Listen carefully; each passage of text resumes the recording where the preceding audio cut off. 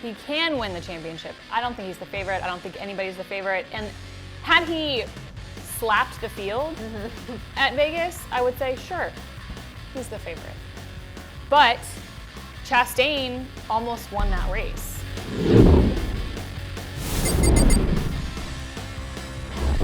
Hey race fans, welcome to another episode of Backseat Drivers. I'm Alex Weaver, joined by the fam, NBC Sports' Kim Kuhn, along with our resident analyst, Mamba Smith. Nothing happened at Las Vegas, right? The race weekend started off with a big announcement from 23XI Racing. Kurt Busch announced that he will not be racing full-time next year in the NASCAR Cup Series, and that Tyler Reddick will be joining 23XI a year earlier than originally planned. The racing kept with the excitement on Sunday as Bubba Wallace and Kyle Larson got into a altercation that ended with 3 wrecked cars and fist shoves, elbows, shoulders, something being thrown. Joey Logano is the first driver to lock into the championship and will be racing for a championship in 2.5 weeks, guys. Wow. All right, remember throughout the show you can text the keyword backseat to 31032 to agree or disagree with Mamba and Kim and myself. Whoever. You can also agree with us. You can also agree. Just agree. When we saw the sparks fly between Bubba Wallace and Kyle Larson early in the race, this resulted in fists being thrown and 3 drivers being eliminated from the race at Las Vegas. Let's see what both drivers had to say following their altercation. When you get shoved into the fence, like deliberately like he did, trying to force me to lift, steering was gone. So just so happened to be there. Hate it for our team. Super fast car. Had no short run speed, as you were seeing. We were kind of falling there. Larson wanted to make a 3-wide dive bomb. Never cleared me. And I don't lift, so. I obviously made an aggressive move into 3 and got in low and got loose and chased it up a bit. And he got to my right front and it got him tight into the wall and knew he was going to retaliate. So, like I said, he had a reason to be mad, but his race wasn't over until he retaliated. So it is what it is. Just aggression turned into frustration. So both of these drivers are not racing for a championship. Obviously, Bubba Wallace did not make the playoffs, and Kyle Larson got eliminated from playoff contention after the Roval, but it cost Christopher Bell a chance to earn playoff points at Las Vegas. So after seeing this wreck and hearing from the drivers with Marty at the Infield Care Center, Casey, fair or foul? What's your take on the Bubba Wallace versus Kyle Larson? I think it's a little bit of both. I think it's fair for Bubba to have been upset. I think it's fair for him to have words with Kyle. I think it's foul to take it out on Kyle on track, which, Bubba tried to defend himself and say that wasn't the case and that the car was broke. He was a little coy when he answered that. Yeah. So fair in how he was feeling, foul in how he took it out on Kyle. I do think it's forgivable, though. Bubba is still wanting to get more wins in the win column. You have to think about the announcement that was made this past weekend. Kurt Busch is leaving, so Bubba really is the guy at 23XI. And then to think about Tyler Reddick coming in early. Tyler's coming in with multiple wins on this season. So Bubba, I think, just kind of has to maybe peacock a little and up his swagger. And he saw what a great car he had. It was comparable to what he had in Kansas. Sage. Yes, wants to win the race. So I understand how high the emotions were. So I do think it's forgivable, even though part of it was foul. I think 2 things can be right at the same time. I think that how Bubba Say that one felt. more time for people in the back. I think 2 things can be true at the same time. Basically, he's agreeing with my opinion. Yeah, I think that how Bubba feels about being run in the fence. Yeah. He got run in the fence, and Kyle said he'd put him up there. He literally said it in an interview. Bubba now, he said he didn't. I'm not gonna speculate and say that he did because I'm not driving the car, but there's plenty of telemetry and you can look at all the steering inputs, and if you want to go figure it out, you can figure it out. But I don't think right-rearing people is what we need, And after I talked to Mark Martin on a almost bi-weekly basis about etiquette and how they used to race, they handled stuff on their own, the drivers did, and the teams did. So I think people calling for suspensions and stuff, that's not what you want. You don't want NASCAR getting involved with that. It's but you can't, at the same token, beg for people to show their emotion and then when they have a human emotion, call for their heads at the same time. It doesn't work that way. Well, speaking of Christopher Bell, he was one driver that the luck was not in the cards at Las Vegas for Bell or Ryan Blaney. Bell got caught up in the retaliation between Wallace and Larson. Blaney got into the wall late in the race while running second. So let's hear from Christopher Bell on how he's going to approach the remainder of the round of 8. Yeah, I mean, the good thing is that I feel better about winning one of those 2 races than I did the Roval. Just had really, really strong Camrys the last, really all year long, so see if we can't pull another rabbit out of the hat. Well, he mentioned the rabbit out of the hat. C-Bell has pulled a rabbit out of his hat at least 5 times. Yes. So we're going to keep pulling rabbits out of the hat. But how do Bell and Blaney approach the round of 8? Because they obviously have 7 spots now with Logano filling one of those, and they are both below the elimination line. Ryan Blaney is 11 to the bad, and Christopher Bell is 23 to the bad. Homestead and Martinsville are the only 2 chances you got. I think they keep doing exactly what they've been doing because it's got them to this point. Yes, Ryan Blaney in the 12, they need to win a race. That needs to happen, and it's going to happen. But the 20 has figured out how to make it by doing that last minute in walk-off fashion. So the 12 has had a great season points-wise. He was in the mix for a very long time for the regular season points, and that's what's put them in this situation because they continue to gain points. And now we all know only 3 people can win their way in. Someone has to make it on points. Yeah. So I wouldn't change anything you're doing. I think they both have to win. And I think that because you just never know what's going to happen comes by the time we get to Martinsville. You saw what happened to Larson. Yeah. The end of the Roval race, they thought they were safe even with that broken toe length that they fixed, and then it did not turn out that way. So I think, like, even if you're not Bell or Blaney, like, if you want to be in the championship 4, you have to win. And I think that they need to approach both of these races like, we have got to get to victory lane if we want to compete for a championship. Joey Logano was the first driver to lock into the championship 4. He gets his 3rd win at Vegas, his 30th career win in the NASCAR Cup Series, and this will be the 5th time he will be racing for a championship in the Cup Series. Let's see what he had to say post-race. We're racing for a championship. Let's go!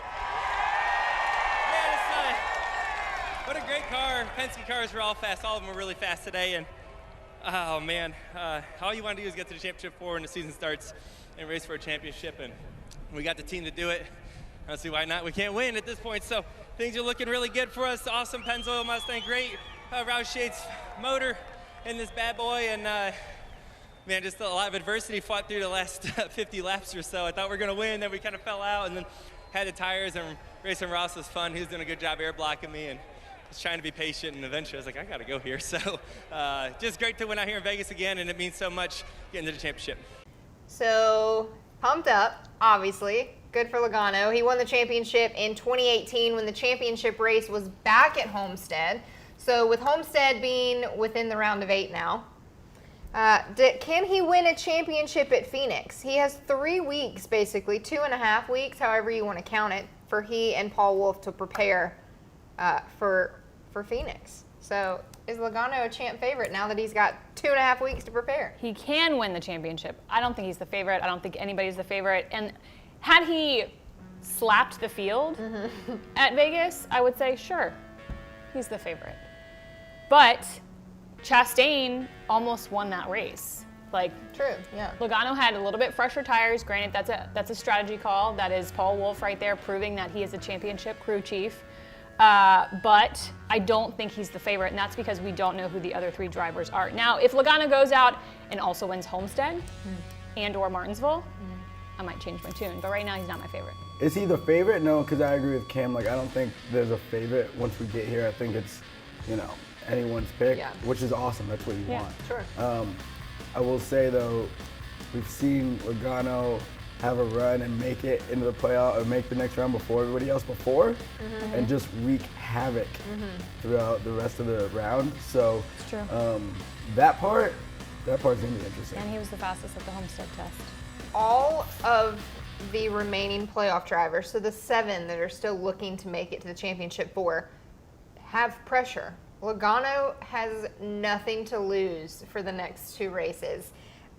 If you guys know anything about Joey Logano, Well, I mean, he's just pretty good when it comes to racing. So it'll be interesting to see. All right, well, it's time for Backseat Bets, presented by BetMGM. And don't forget that you can text Kim or Mamba or Alex to 31032 to make your picks for this week. You have to agree with us.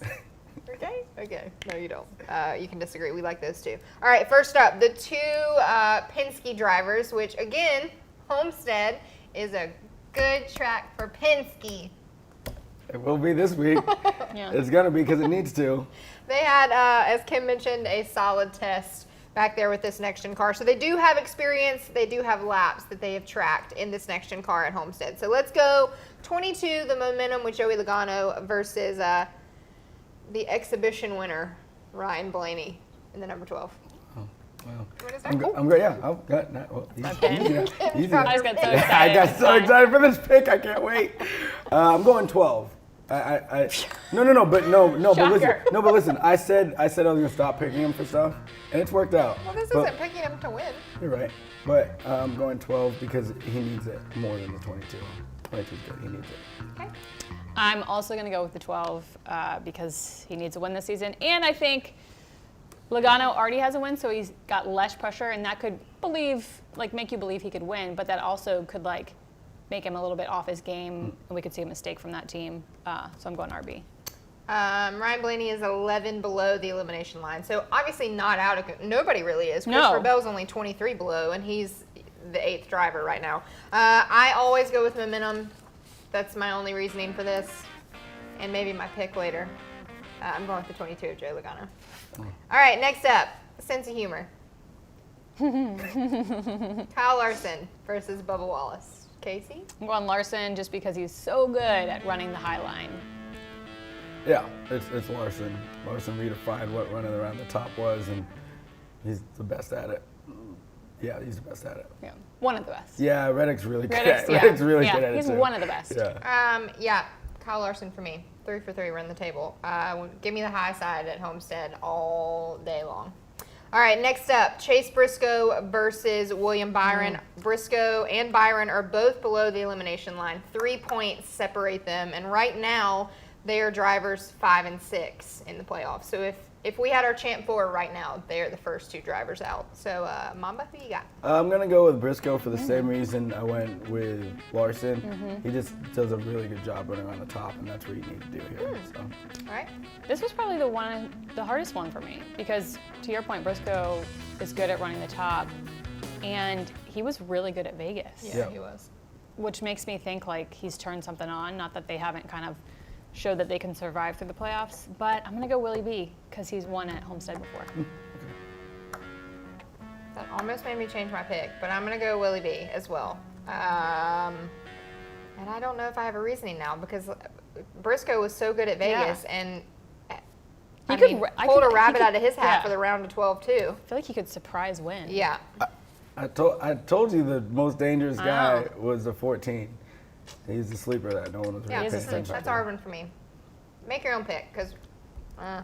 Decide 14. for us. Yeah, decide for us. 14. All right, last but not least, we have Denny Hamlin versus Chase Elliott. Hamlin is the first driver right now above the elimination line at 6 points to the good. Elliott, who went into Vegas with so many points, and for every single round of the playoffs, has lost all these points in the first 2 races. But he now is 17 to the good, and he is the 3rd driver. Joey Logano, Ross Chastain, Chase Elliott, Denny Hamlin. So which one, the 11 or the 9, Mamba? It boggles my mind. I'm baffled at how the 9, I got some in my eye too, how the 9. Brings you to tears. Yeah, brings me to tears about how the 9 has just lost so many points at the beginning. Every single round. But he just gains them back every time or wins a race. And I'm like, that's not how you want. Eventually, that'll bite you. But they figured out how to do it every round. So it's like, but I'm going with the 9 because he needs the points back. Yeah. I'm going with the 11 because he's good at Homestead. And then if I go back to both the 9 and 11's post-race interviews after the Roval, Denny was like, no, this round, every track is P1 for us. And Chase had the complete opposite type of interview. He's like, this is going to be so hard and you just don't know. Yeah, shocker that he gave us that kind of interview. But I just feel like there's more confidence from the 11 camp. I am also going with the 11 just for results at Homestead. I did not like what I saw out of the 9 at Vegas. They were dismal. So for that reason, I'm going with the 11. Okay, let's get into Homestead, our winning pick. So those were our head-to-heads. This is now who we think is going to make it to victory lane. Kim? Yes, start with me first. I think we are going to be celebrating Tyler Reddick in victory lane. Love that pick. Yeah. He's finished runner-up there in Cup, has a couple top fives, and then he's got multiple wins on the Xfinity Series side. We talked about it earlier. He is not afraid to run the high line, so I think Reddick is going to steal another win from the guys that are still in the playoffs. Here in this house, we love Tyler Reddick. We do. Big Tyler Reddick fan. Big Tyler Reddick fan. Congratulations, Tyler. To where he's going next for 2011. yeah. Like, that's really cool. Yeah. In the best situation for everybody, by the way. Sure. I'm going with Ryan Blaney because it's time to stamp the ticket to Phoenix. Okay? It's happening. You just jinxed him. No, I didn't. Because they got so much confidence in what they got going on right now. Who's they? 12. There it is. We got confidence. We good, baby. There it is. We good.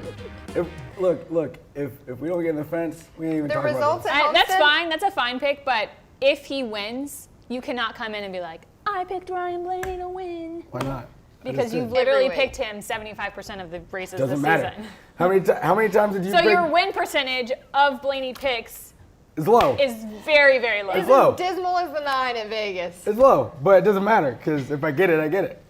29th, 11th, 17th, 29th, 26th, 17th. He was fast at the test, though. Yeah. Put a asterisk and 1 right now next to that thing. We're gonna go. All right, well, that's not who I have. But I do have a Penske driver because of the test.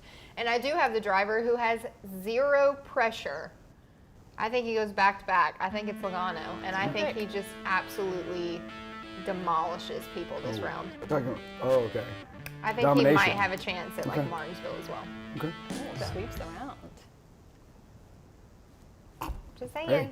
Just saying. All right. Well, a race for the championship continues Thursday nights at 10 p.m. Eastern on USA. Remember to set your DVRs to record on Thursday nights. You can also now tune into Peacock on Friday to catch the latest episode. Here's a sneak peek of this week's episode. 16 drivers, all with a shot at a championship. Chase Elliott spin! Fire, guys! Oh my God. Kyle Busch does not know where he's driving next season. Going somewhere else is scary. Winning is the highest priority. If you have one bad race, you can easily be eliminated. Big crash. There's smoke coming out of the 18. You gotta find a way to level up when you get to the playoffs. We'll have some fun. Always good content to see the drivers behind the scenes going after this championship trophy at Phoenix. And a race for the championship is still continuing every Thursday at 10 p.m. Eastern on USA. And a literal race for the championship continues this weekend at Homestead Miami Speedway for the Dixie Vodka 400 Sunday at 2:30 p.m. Eastern on NBC. Make sure to tune into the excitement as we continue the round of 8. We are 3 races away from crowning a champion, and that includes Phoenix. So we'll see you next week in the backseat. For Kim, Mamba, and myself, enjoy Homestead, and see you next Monday. This year, see more. The full field of in-car cameras.